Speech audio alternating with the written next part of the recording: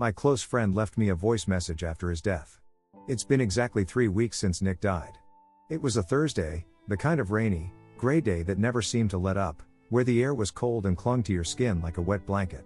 I remember because I had talked to him just a few hours before the accident.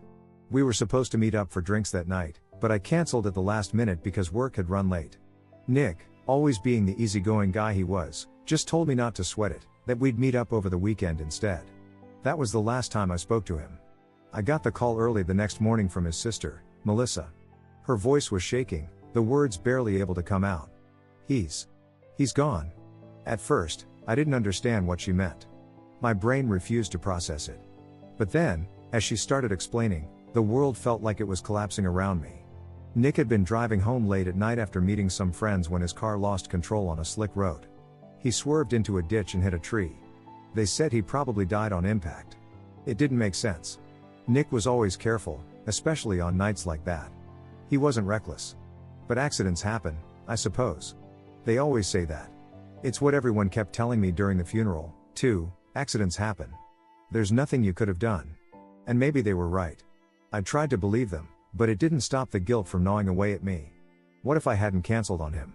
What if I'd been with him that night? The funeral was packed. Nick was the kind of guy who made friends wherever he went, and it seemed like everyone in town had shown up to pay their respects. His family was a mess, of course, especially his parents. His mom kept clutching a photo of him, unable to let go, and his dad just stared blankly into space. I think it was harder because it was so sudden. No one gets time to prepare for something like this. One moment, your son is alive and healthy, and the next, he's gone forever. After the funeral, life felt hollow. Nick and I had been best friends since we were kids. We did everything together, school, summer jobs, even took a road trip across the country after college. He was more than a friend, he was like a brother to me. And now he was just a memory. For the next couple of weeks, I tried to get back into some semblance of routine. Work, sleep, repeat. I was just going through the motions, really.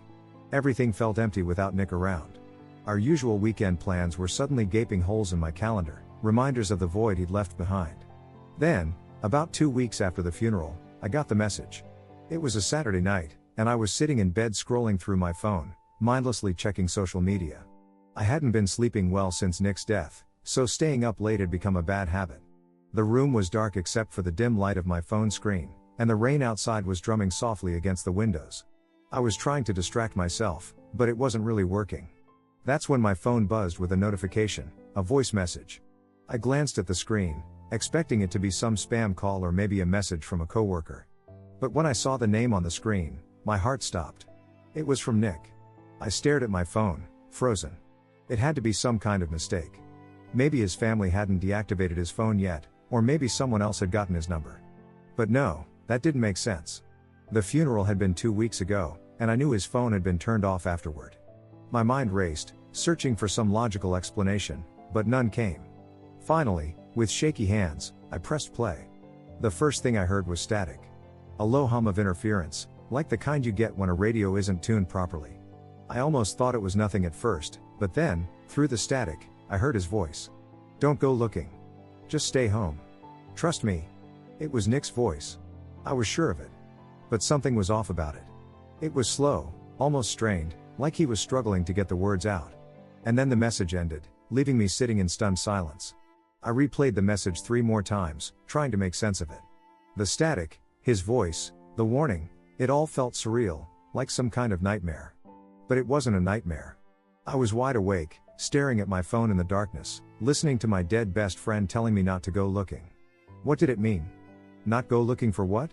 Why was he telling me to stay home? A cold shiver ran down my spine as I realized I had no answers. My first instinct was to call the number back, but when I tried, it went straight to voicemail. It was Nick's old voicemail greeting too, the same one I'd heard 100 times before. Hey, it's Nick. You know what to do. It was like a punch to the gut. I hung up, feeling sick. For the rest of the night, I lay in bed, staring at the ceiling, my mind racing. The message kept replaying in my head, his voice echoing in the silence of my room. Don't go looking. Just stay home. By morning, I was a wreck. I couldn't stop thinking about it, and the more I thought about it, the more it unsettled me. I needed answers, and the only people who might be able to give me any were Nick's parents. I hadn't spoken to them since the funeral, but they were always kind to me. Maybe they could explain what was going on, maybe there was some logical explanation. Or maybe I just needed to talk to someone who understood what I was feeling. I got dressed quickly and headed out. Nick's parents lived about 20 minutes away in a quiet, suburban neighborhood. As I drove, the unease in my stomach grew. The sky was overcast, and the rain from the night before had left the road slick and wet. I couldn't help but think of Nick's accident, how easily a car could lose control in weather like this. When I arrived at their house, something felt wrong immediately. The street was eerily quiet, more than usual. There were no sounds of birds, no distant hum of traffic, just an unnatural silence. Nick's parents' house stood at the end of the cul-de-sac, its front lawn perfectly manicured, just like always. But as I walked up the driveway, I noticed that the front door was slightly ajar. My heart skipped a beat. I hesitated for a moment, wondering if I should call out or knock. But something, maybe the same unsettling feeling that had been growing inside me since the message, urged me to push the door open. Inside, the house was in disarray. The living room, which I'd spent countless hours in with Nick, was a mess. Furniture was overturned, picture frames were smashed on the floor, and shards of glass glistened like tiny daggers in the light filtering through the curtains. I called out for Nick's parents, but there was no answer. The house felt abandoned, cold. Fear began to creep in. What had happened here? My mind raced with possibilities, but none of them made sense. I was about to turn back and leave, thinking maybe I should call the police, when I heard it. A faint, dragging noise coming from upstairs. My body went cold.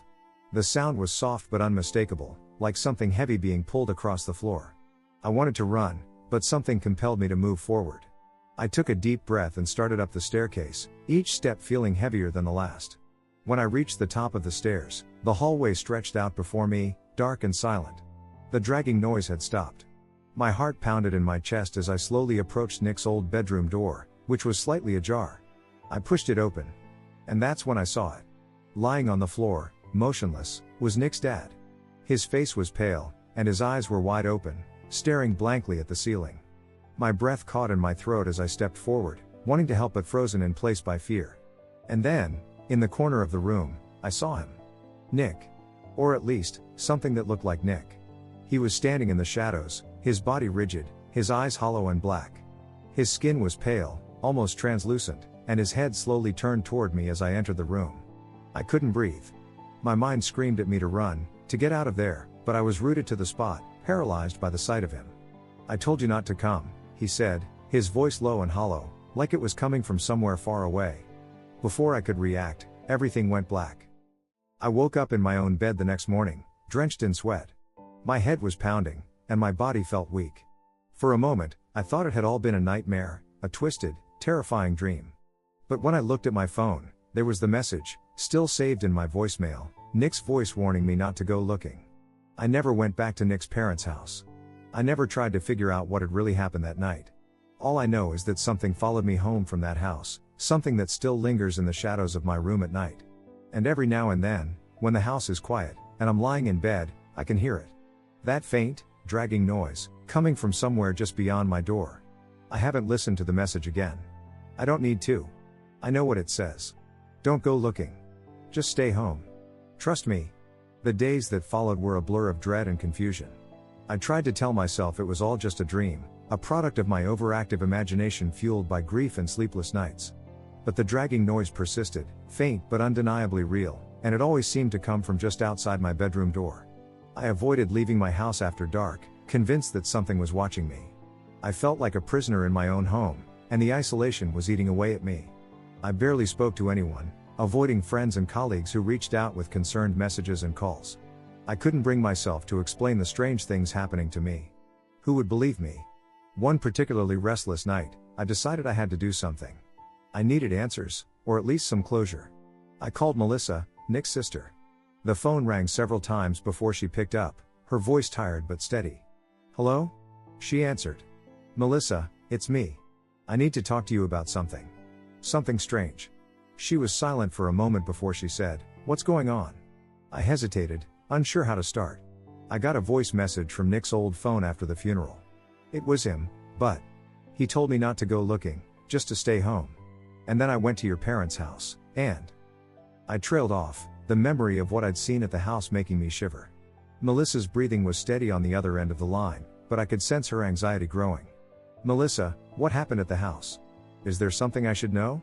There was a long pause before she spoke, her voice barely above a whisper. "When Nick died, there were a lot of strange things happening. Some people in town say that when someone dies suddenly or tragically, their spirit can become restless, especially if they have unfinished business or if there's something wrong." I swallowed hard, trying to process what she was saying. "What do you mean, restless? What's unfinished?" "I don't know all the details," she admitted, "but I heard that Nick had been involved in something dangerous. He never talked about it, but I think he might have been trying to protect us from something he was involved in." I felt a chill run down my spine. "Protect us? From what?" "I don't know, but I think he was trying to warn you. He knew something was coming." Melissa's words hung heavy in the air. I could barely think straight, the weight of her revelation crashing over me like a tidal wave. It felt like my whole world had been upended, like there was a truth I wasn't meant to understand but was now being forced to confront. "Melissa, I need to know more," I said urgently. "What should I do?" She hesitated before replying, "I think you need to find out what Nick was involved in. It might be the only way to understand what's happening and how to stop it. But be careful. If Nick was trying to protect us, it means there's something dangerous out there." With that cryptic advice, she hung up.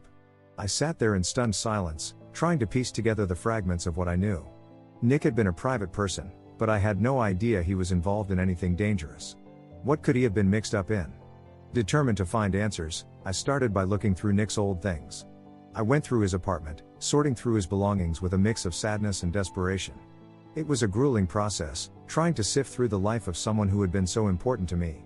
I found old journals, receipts, and various personal items, but nothing that immediately revealed any secrets. It wasn't until I came across a hidden compartment in his desk that I found something useful. Inside was a small, locked box. After some searching, I found the key taped behind one of the drawers. My hands trembled as I unlocked it, my mind racing with possibilities. Inside the box were several documents, handwritten notes, a map with various locations marked on it, and a few photographs.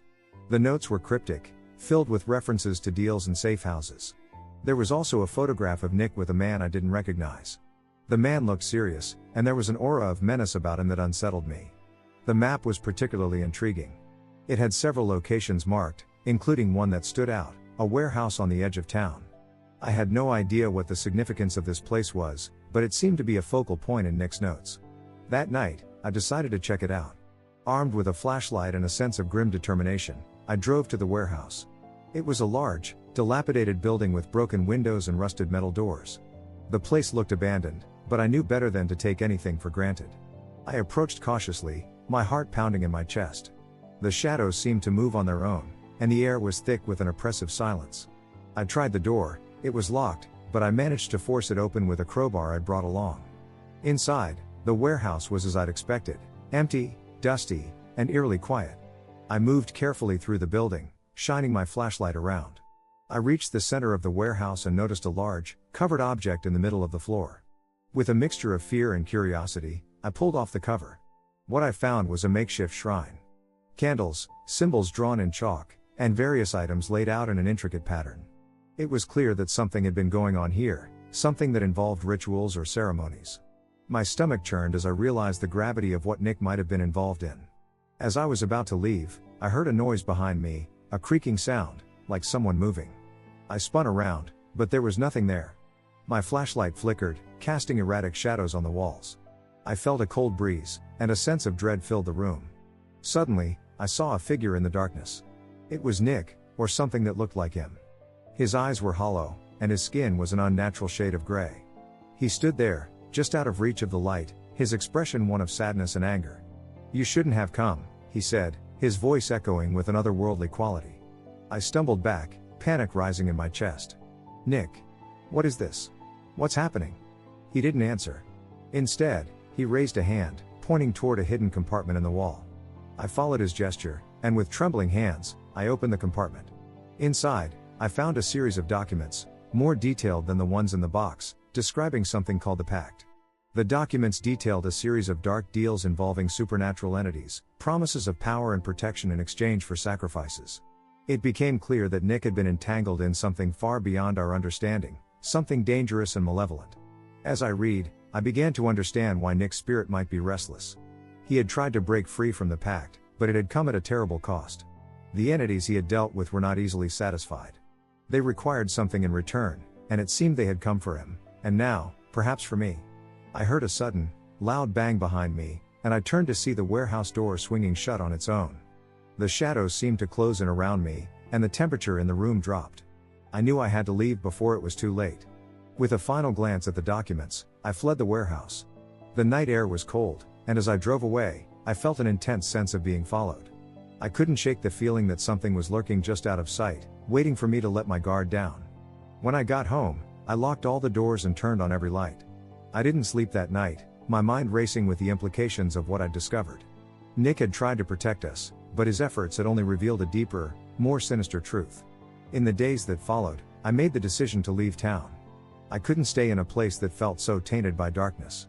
I packed up my things, left a note for Melissa explaining what I'd learned, and drove away, hoping that distance would offer some form of protection. As I drove away, I glanced in the rearview mirror one last time. The road stretched out behind me, and for a brief moment, I thought I saw a shadowy figure standing at the edge of town, watching me leave. But when I blinked, it was gone. I don't know what became of the warehouse or the entities Nick had been dealing with. I don't know if the darkness followed me or if I escaped it. All I know is that Nick's final message to me was a warning. It was a message meant to keep me safe, and in the end, it was the only thing that saved me from the horrors he had faced. Now, as I start over in a new place, I carry the weight of what I've learned with me. I don't know if I'll ever fully escape the shadows of the past, but I'm determined to live a life where I am not haunted by the darkness that claimed my friend. Thanks for watching, guys. If you enjoyed these Reddit stories, don't forget to like, subscribe, and hit that bell so you never miss an update. See you in the next one.